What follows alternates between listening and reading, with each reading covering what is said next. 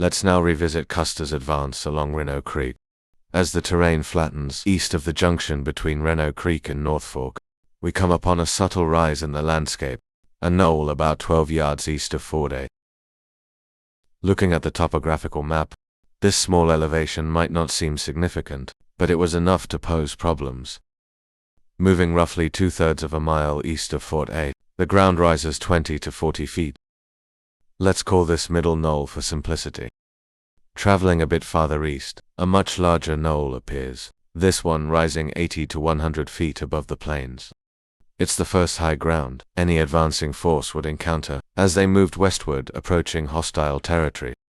This prominent knoll lies approximately 1.7 miles due east of Fort A, though in 1876. The Little Bighorn River ran farther east, shortening the distance by about 2/10 of a mile.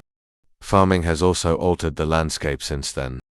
At this point the troops were just over 2 miles from the Little Bighorn, and it was approaching 1 p.m. Custer signaled Major Rennie to join him by crossing the creek around 12:57 p.m. Some of the re-scouts who had moved ahead were already inspecting a decorative teepee they had found Fred Gerard. Along with other scouts who had climbed the larger knoll, spotted movement in the distance. Dust clouds rose, and they could make out horses and pony herd in the Little Bighorn Valley, signaling that their quarry was within reach. Though not on the knoll himself, Custer noticed the dust and asked Crow Scout, half Yellowface, what it meant. The scout reportedly responded, "The Sioux must be running away."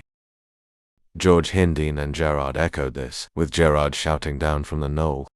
From his vantage point, Gerard could see Indians running like devils, possibly in the main valley with others scattered ahead. Gerard's account is particularly revealing, suggesting that he was much closer to the river than the teepee they had just passed. When we got within 2 or 3 miles of Ford A, we could see a big dust over in the valley of the Little Bighorn, Gerard recalled. This dust cloud, carried by the north wind, gave the impression that the Indians were fleeing north. Climbing the larger knoll confirmed this sighting. Lieutenant Hare, who was with the scouts on the knoll, reported seeing 40 to 50 Indians sitting on Middle Knoll just before the river. They disappeared suddenly, further heightening the tension. As events unfolded rapidly, Custer ordered Reno to attack the village around 1:02 p.m. while Hare moved forward with the re-scouts. Though the scouts hesitated, Hare then assembled a small detachment from M Company to scout ahead, and at this point, Custer gave the order to Reno to commence the attack between 1:02 and 1:05 p.m. As Reno moved down the Little Bighorn Valley, he believed that Custer, leading 5 companies and 224 men, was following closely behind to provide support. This belief persisted despite later doubts from military historians. Reno expressed his confidence in letters and statements made after the battle, notably in exchanges with Tom Rosser, a friend of Custer's from West Point. Reno claimed that Lieutenant Cook, the regimental adjutant, had conveyed Custer's orders, explicitly stating that the entire regiment would support him. Reno wrote in his report dated July 5, 1876, that Cook's message was clear: "Move forward as fast as you think prudent and charge. You will be supported by the whole outfit." Reno's timing was off. His reports are notorious for their inaccuracy, but his belief in Custer's support was unshaken. 2.5 years later, during a formal inquiry in Chicago, Reno reiterated this claim. The 2 columns, Reno's and Custer, moved parallel down Reno Creek, with Custer signaling Reno to cross to the right bank. Though Reno's battalion was slightly scattered after the crossing, he pushed forward. Cook, riding back and forth with Custer's instructions, told Reno to take the lead. Along the way, Reno noticed some scouts preparing for battle, stripping down in anticipation. Shortly afterward, Cook delivered Custer's order for Reno to charge the village, with the promise of support from the rear. Lieutenants Benny Hodgson and Nick Wallace were with Reno during this time. Wallace confirmed that the command did not hold, even as Custer signaled Reno to cross the creek. As the 2 columns advanced, they passed a teepee that contained a dead body, further adding to the tension. Cook soon arrived, with orders for Reno to press forward at full speed and charge the Indians. Wallace emphasized the promise of support was clearly communicated, and this was the only order he heard given to Reno. Additional confirmation came from Henry Porter, the civilian doctor who was by Reno's side. Porter heard Cook's promise of support as Reno prepared to attack. Reno, uncertain, asked if Custer would indeed follow, and Cook reassured him. This exchange likely occurred close to the river, not farther out on the plains, as some later speculated. Before the battle, there were multiple sightings of Indian warriors, as the soldiers drew closer to the village. The Crow Scouts, including Half Yellowface and Curly, reported seeing 2 Sioux warriors, Deeds and Lone Dog, who had spotted the dust cloud created by the advancing troops. These Sioux warriors rode to the ridge to warn the village, and the Crow Scout goes ahead, killed Deeds. Another account suggests that the other warrior was Brownback, possibly Deeds' father, and that moving robe woman, Deeds' sister, later avenged her brother's death. As Custer and Reno's forces separated, Luke Hare and several scouts moved to join Reno. Captain Tom French, commanding M Company, sent out an advance party to scout ahead. Around 1:05 p.m. Reno moved out quickly, followed shortly by Custer's own forces. Chief Scout Varnum reported to Custer that he had seen a large village further down the valley, marking the first indication that a significant force of hostiles was nearby. Despite the urgency and confusion, the element of surprise appeared to be working in Custer's favor, at least for now. Gerard moved ahead, maintaining a swift pace, alternating between a trot and a lope, and soon reached the Little Bighorn. Here he passed a small hill, which we will call Cook's Knoll for clarity, the third and smallest hill in the flat terrain. I paused there for a while. Gerard recalled he and Reno reached the river ford almost simultaneously, with Gerard riding slightly to Reno's left, only 8 to 10 feet away as they neared the water. The distance between them increased to around 12 to 15 feet while Reno pressed on at a brisk trot. Gerard paused near the knoll. The rescouts scattered. Some positioned themselves along the river's slopes, while others rode ahead of Reno and across the river. At approximately 1:13 or 1:14 p.m., Gerard, upon arriving at the river crossing, was told by several rescouts, who had gone upstream to peer over the treetops, that the Sioux were not packing up their village to flee, but instead were coming out to confront the soldiers.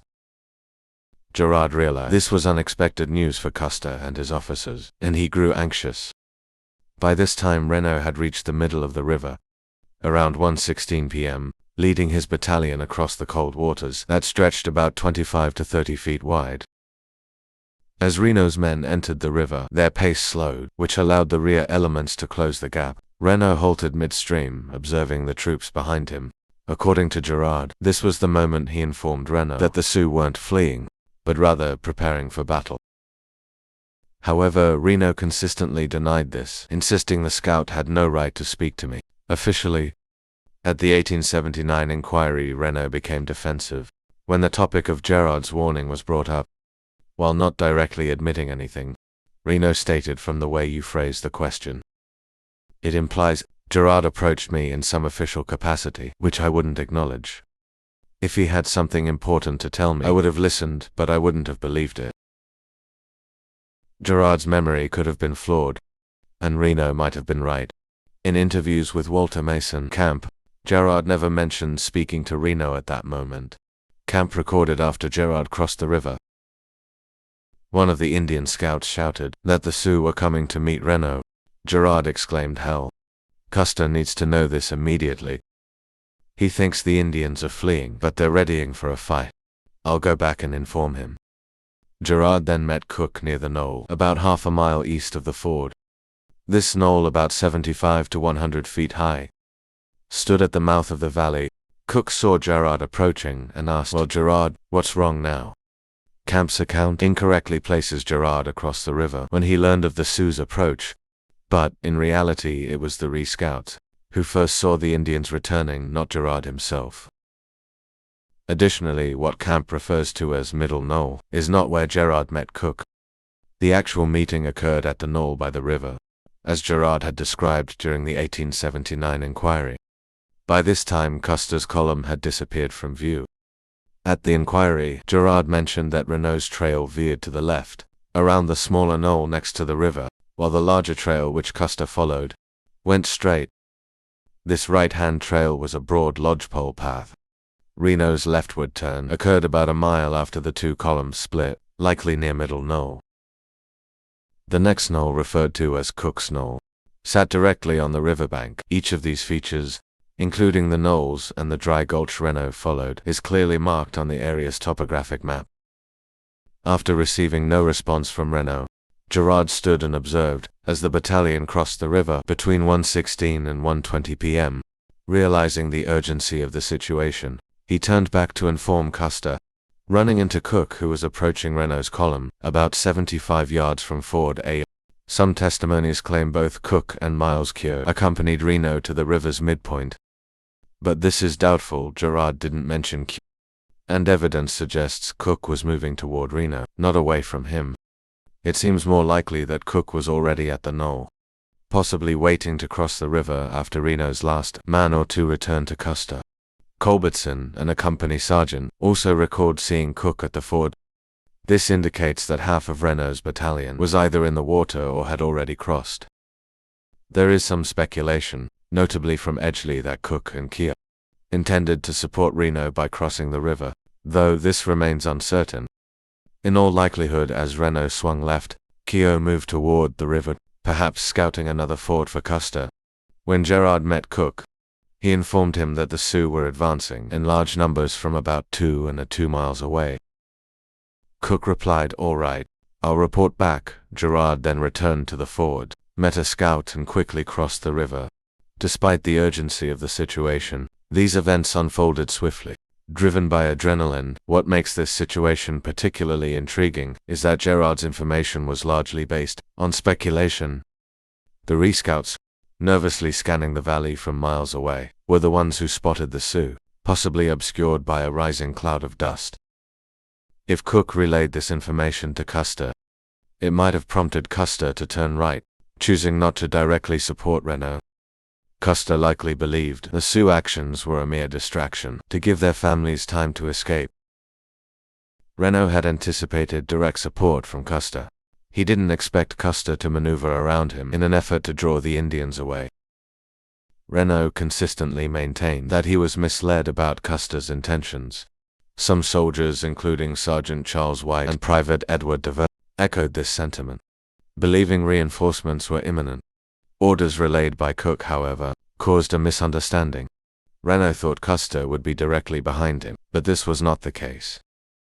While Reno and his battalion's physician, Dr. Porter, agreed that Cook's orders included an attack on the village, there remained ambiguity about what kind of support Reno would receive. Cook's orders, as interpreted by Reno, created expectations of direct backup, but this was not what transpired. Gerard's report seemed to justify Reno's assumptions, but the events ultimately revealed a critical communication breakdown that shaped the course of the battle. Let's entertain a speculative scenario here. As both intriguing and potentially misleading as it may be, suppose Custer had actually followed Reno down into the valley, providing him with direct support. What might have unfolded? For starters, Reno would have had a more assertive and strategic leader at his side, likely boosting the overall effectiveness of the attack. With Custer's presence, the attacking force would have significantly increased in size, possibly enough to alter the entire course of the battle. Reno, instead of halting and forming a defensive line, might have continued his charge. Whether this would have been advantageous is debatable. The ravine that lay ahead of Reno posed a serious challenge, and without pausing his forces, could have been trapped by both the difficult terrain and the relentless assault from the native warriors. However, with Custer flanking him or offering backup, these obstacles might have been surmountable. A larger force would likely have spread more toward the left, which, while thinning their ranks, could have better handled the dust and confusion the native warriors used to their advantage. The tactic of raising dust wasn't just for cover. It gave the non-combatants of the village crucial time to gather their belongings and escape. The dust cloud effectively concealed their movements and obscured the sheer number of native fighters who were mobilizing to meet Reno's forces. Reno, facing a wall of chaos, could barely see beyond the dust, which likely influenced his decision to dismount and engage from a defensive position. Custer's approach to splitting his forces into battalions suggests he intended to maintain tight control over his troops, a fundamental military strategy. Historian Liddick argued that Custer never ascended Ware Peak, correct, but instead observed the battlefield from Sharpshooter's Ridge, incorrect however. Regardless of his vantage point, Custer likely had a solid understanding of where the entire regiment was stationed, at least until Reno's engagement began. Liddick believed Custer spotted the dust trail from Benteen's column and the pack train to the south. While this interpretation aligns with certain timing studies, the idea that enough dust was kicked up to be visible from Custer's location is questionable. At the time Custer was surveying the early stages of Reno's skirmish around mid-afternoon, Benteen was just turning onto the main trail, along Reno Creek, with the pack train a short distance behind him. The elevation disparity between Custer's position and the lower Reno Creek Valley makes it unlikely that Custer could have seen the dust clouds, especially since Benteen had only just turned onto the trail moments earlier and was about to pause to water his horses. Adding to this complexity is Joe Blumber, a local store owner and former stagecoach driver, who believed that Custer could differentiate between the dust clouds of Reno and Benteen's columns. This assumption led to Custer sending trumpeter Martini with Cook's note. Bloomer argued that if Custer had not seen Benteen's column, he wouldn't have known where to send the message. However, Benteen himself doubted Custer had any real knowledge of his location, stating that when he received Custer's orders, the general had no clear idea of where Benteen's forces were, a comment that underscores the chaotic and unpredictable nature of the battlefield. As Reno neared the river, Custer seemed unsure of his next move. One notable and perhaps underappreciated aspect of his strategy was the flexibility allowed by dividing his battalions. While some modern analysts criticize this as one of Custer's gravest mistakes, looking at the situation from Custer's perspective before the battle began paints a different picture. His decision to split his forces may have been a backup plan, but it was designed to draw the native warriors out of the village and tie them down in a frontal attack, led by Reno. This tactic would give the impression that the warriors could protect their families by confronting the attackers, while Custer could circle around the village, capturing or driving the escaping non-combatants, and thus weakening the warriors' numerical advantage. Meanwhile, Benteen's battalion was positioned to protect the flanks and serve as a mobile reserve, capable of reinforcing either of the split forces as needed. A sound military maneuver, whether it was premeditated or fortuitous, although Benteen was performing a vital role by clearing the flanks. His position as a reserve force was never formally planned. Historian Edward Godfrey noted in his diary that Benteen's role as a reserve was purely incidental and not part of Custer's original strategy. Custer's apprehensions were confirmed when Cook's report, based on Gerard's interpretation of the scouts' sightings, indicated that the village had already been alerted to their approach. Custer realized he had lost the element of surprise, and the natives were preparing to disperse. This intelligence likely pushed Custer to make a swift decision to head for the high ground east of the river rather than directly supporting Reno. Throughout the campaign, Custer's superior, General Terry, had two major concerns: the size of the native force and the fear that they would scatter once threatened. Gerard had warned Terry before leaving Fort Abraham Lincoln that if all the native warriors united, they could face as many as several thousand fighters. However, historian John Gray offered an important nuance, noting that Custer's primary concern was not the size of the force, but the risk that the natives would break apart and disappear. This fear consumed Custer, who knew that once the warriors scattered, they would be nearly impossible to track and confront. Lieutenant Godfrey later described Custer as obsessed with the possibility of the natives scattering. On the eve of the battle, Custer had warned his officers that they would be in for the fight of their lives, signaling that he expected fierce resistance, not a straightforward victory. Historian Edgar Stewart offered a contrasting interpretation, suggesting that it was Varnum's report of the village's size that led Custer to deviate from Reno's path. Stewart was critical of Custer for failing to conduct adequate reconnaissance. As the column passed a lone There was little to suggest they were on the brink of confronting several thousand well-armed and determined warriors. Despite repeated warnings from the scouts, Custer had made no attempt to gather more intelligence on the strength or position of the enemy, acting on the assumption that the village was already preparing to flee. This miscalculation would prove costly in the ensuing battle. It may seem a bit harsh to criticize Custer without considering the context he found himself in. Custer was deeply worried that the native camp might disperse before his forces could engage. Despite Edgar Stewart's claim that the village was in disarray much earlier, the truth is that it wasn't until Jared's report came in that the Indians had truly been alerted to the soldiers' presence. This is supported by Renault's after-action report, where he emphasized that General Custer was fully confident that we're running, or he would not have turned from me. Terry also shared this assessment. It's worth noting that some of Custer's harshest critics believe he should have known the Sioux warriors would stay and fight to protect their families. The irony is that both sides had competing beliefs about what the other would do. A telling moment comes from an interview Walter Camp conducted with Win Edgerton, where Edgerton relayed that the native scouts did expect an attack, but they anticipated it at dawn the following day. This assumption, based on past experiences with U.S. forces, caught them off guard when Custer moved earlier than expected, with many of their horses still out grazing. It creates a picture of a chaotic scene where both sides misread each other's intentions. Custer's approach, while bold, was not entirely reckless. He simply made decisions with the information he had, which at times was insufficient. If the warriors who spotted Custer weren't immediately rushing to the village, they were likely preparing for a brief stand to buy time for the camp to escape. Historian Karl von Clausewitz once wrote that an attack on a disorganized force could lead to confusion and demoralization, elements that would have played in Custer's favor if the Sioux scattered. But instead, Custer was forced to adapt quickly as the Sioux, showing their fighting prowess, put up a strong resistance to cover their fleeing families. Richard Fox's theory that Custer's movements were initially intended as reconnaissance makes sense. In light of this, Custer was trying to gather intelligence on the situation before launching a full assault.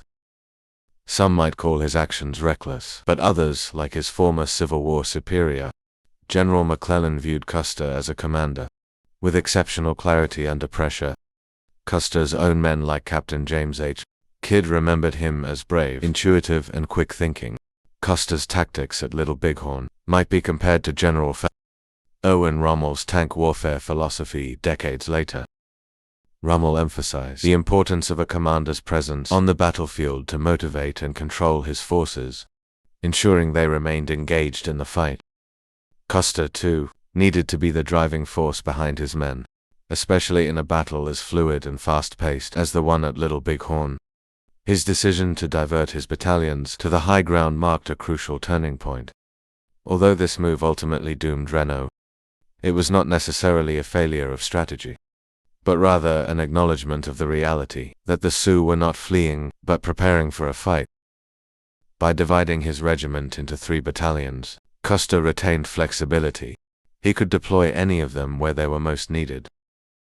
Ludick suggests that Custer maintained control of his forces at least until they reached Sharpshooter's Ridge, and likely communicated through messengers after that. Had the Sioux fled, Custer's move to the high ground would have been unnecessary. In that scenario, the battle would have likely turned into a chase, with Bentigny joining the pursuit, but the result might have been less conclusive, more of a Pyrrhic victory. The arrival of Bentigny, or even the use of Gatling guns, could have helped in a chaotic retreat, but Custer didn't have the luxury of time to think through those possibilities. The Indians' decision to stand and fight, even in a defensive posture, forced him to adapt quickly. Some, like James Willett, believe that Custer's decision to shift away from Reno's trail was influenced by the sight of native warriors on the bluffs. Whether these were the same warriors Lieutenant Hare spotted remains unclear. Sergeant Daniel Key claimed he saw about 100 warriors near Reno Hill, which may have contributed to Custer's decision. However, historian John Gray argues that Custer's shift was not because of those sightings, but because he needed a better vantage point to assess the situation. Gray's theory suggests that Custer was looking for a way to support Reno by making a flanking attack, but when he saw Reno holding his ground, Custer felt his major had things under control.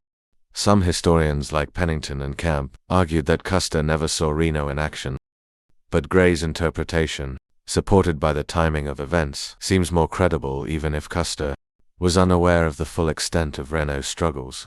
Reno's mission remained clear: attack the Sioux. Custer's role was to lead the main force, and in his mind, Reno was the support. This was a critical misunderstanding. Custer was not the backup for Reno. Reno was supposed to support Custer. Custer, as always, saw himself as the hammer, never the anvil, despite any personal tension between Reno and Gerard. Reno quickly realized the Sioux were not retreating. Gerard's report confirmed that the Sioux were preparing to meet them head-on shortly after receiving the report.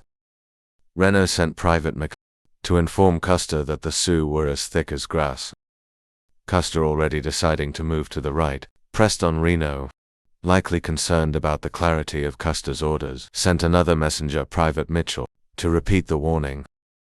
This moment captures Reno's growing anxiety. He knew he was to engage the Sioux, but he was unsure of Custer's intentions for the battle's broader strategy.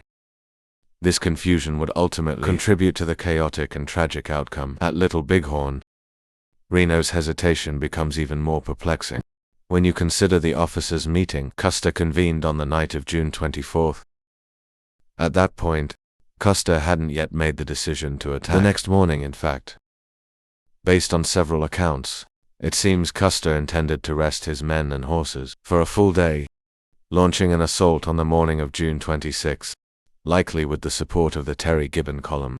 This suggests that whatever mission Custer had planned for Reno would have been coordinated, with the overall goal of driving the Native Americans into Terry's path, boxing them in. Given that Custer was expecting Terry's forces from the lower end of the valley, the idea of an end run at that point seems unlikely.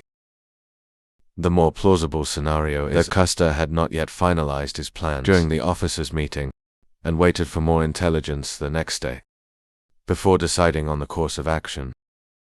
Even the timing of the breakdown of battalions on the west side of the divide supports this notion. As the column crossed the divide and descended toward the Little Bighorn River, Custer halted and made his battalion assignments, almost as if the plan was still evolving.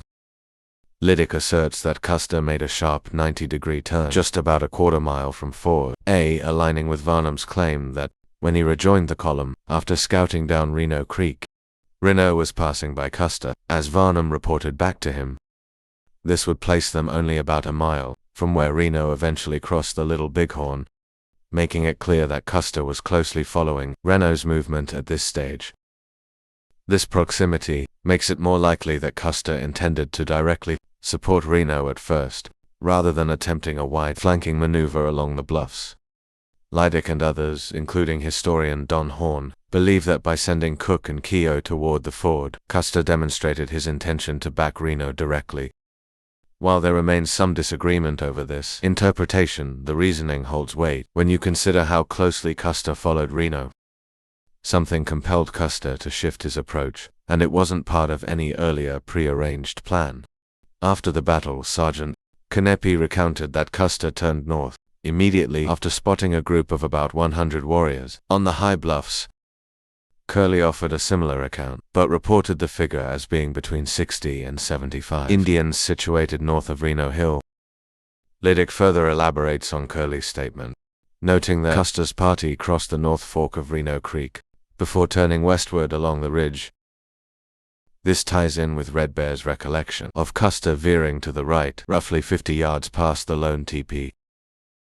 However, the distance of 1.25 miles mentioned by Curley might have been too far east and not close enough to the river, though it fits within Varnum and Liddick's distance parameters. Whether or not the sighting by Canepi directly prompted Custer's move remains uncertain, but it likely influenced his decision. Gerard, during the Reno inquiry, suggested two potential reasons for Custer's change in direction. One, after hearing that the Indians were coming out to meet Reno, Custer may have adjusted his plans. And two, Custer spotted a larger trail, possibly made by women and children, which appeared more significant than Reno's path toward Ford. This lodgepole trail was likely what Varnum referenced during his observations from the crow's nest, though it's unclear whether Varnum personally saw it, or merely relayed Gerard's account. The trail provided enough reason for Custer to alter his approach. These trails typically led to river crossings, and Custer would have known this. It raises the question, though, what happened to the smaller camp, supposedly linked to this trail? The existence of a secondary village is speculative, as no definitive testimony supports its presence, or its ultimate fate. The notion of a secondary village is more a matter of conjecture, like the Eastern Lone Teepee, that seemingly disappeared from the narrative. So who were the 100 warriors Canepi spotted? Could they have been members of Wolf-Tooth's Cheyenne band consisting of roughly 50 warriors? Or perhaps the entire band? Various Native American military societies patrolled the bluffs east of the river, but none fit the exact size of Wolf-Tooth's group. While there's some historical evidence of a group of about 50 Indians near Reno Creek, it's doubtful that Custer would have deviated from his main objective to chase a small group of warriors when the larger prize was in the valley below. This is the same logic that led Custer to send Reno to attack the village, instead of pursuing scattered warriors. The Gerard message, rather than the canopy sighting, seems to be the crucial factor in Custer's decision to turn toward the bluffs and ultimately ascend the ridges. As the scouts, including Head, Gerard and Hirondine, made their observations, Custer quickly ordered Reno to move into the valley, while Yates and Keogh would follow behind. Contrary to Canepi's claims, it appears that he was likely echoing and the scouts' observation rather than influencing Custer's decisions directly. Once Custer assessed the situation in the main valley and determined that Reno could handle the battle there, he shifted to the right, possibly intending to intercept the refugees fleeing through the lower valley. This maneuver necessitated further reconnaissance, leading Custer to look over the bluffs to observe Reno's engagement and assess the village below. He also conducted a brief exploration near Medicine Tail Coulee Ford before moving further north above Last Stand Hill. Unfortunately for Custer, the determination of the Native American forces to resist and cover Reno's advance was stronger than anticipated. While Custer initially seemed to have caught the village off guard, the full extent of his misfortune had yet to unfold.